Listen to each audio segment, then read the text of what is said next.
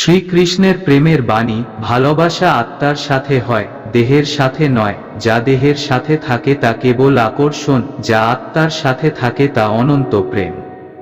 যদি হৃদয়ে সত্যিকারের ভালোবাসা থাকে তবে অপেক্ষা করার প্রতিটি মুহূর্ত আনন্দ দেয়।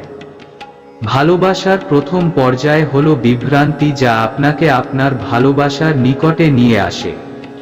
মানুষ প্রেম তাকেই দিতে পারে যে তার প্রত্যাশা পূরণ করতে পারে। প্রেম উন্নতি দেয়, উচিত অনুচিতের জ্ঞান দেয়। প্রেম আর মোহর মাঝে পার্থক্য থাকে। বাস্তবে যা প্রেম তা কোনো মোহ নয়। সর্বদা মনে রাখবেন, এই পৃথিবীতে প্রেমের চেয়ে মধুর আর কিছু নেই। প্রেম যে অবহেলা ভোগ করে সে রাগ এবং প্রতিশোধের অনুভূতি থেকে মুক্ত হয়। মৃত্যু নিয়ে গীতার বাণী, আত্মা নিয়ে গীতার শ্লোক। পরিবর্তন সংসারের নিয়ম। যাহাকে তুমি মৃত্যু বলে ভাবছ সেটাই তো জীবন। আমার, তোমার, ছোট বড়, আপন পর সবকিছু মন থেকে মিটিয়ে দাও, তারপর দেখো সব তোমার, তুমি সবার। আত্মার জন্ম নেই না, কখনো মৃত্যু হয়। শরীর নষ্ট হয়ে গেলেও আত্মা নষ্ট হয় না।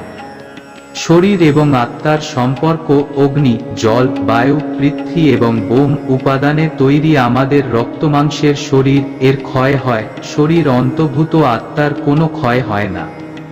যার জন্ম হয়েছে তার মৃত্যু অবশ্যম্ভাবী এবং যার মৃত্যু হয়েছে তার জন্ম অবশ্যম্ভাবী। অতএব অপরিহার্য কর্তব্য সম্পাদন করার সময় তোমার শোক করা উচিত নয়।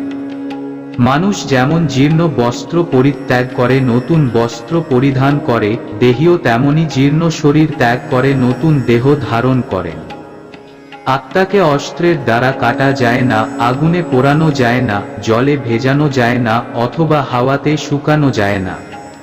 এই আত্মা অব্যক্ত, অচিন্ত্য ও অবিকারী বলে শাস্ত্রে উক্ত হয়েছে।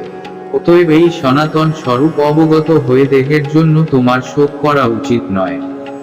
বন্ধুরা, শেষ করার আগে অনুরোধ, আপনারা জয় শ্রীকৃষ্ণ বলে কমেন্ট করুন আর ইউটিউব চ্যানেলটা সাবস্ক্রাইব করুন। ধন্যবাদ।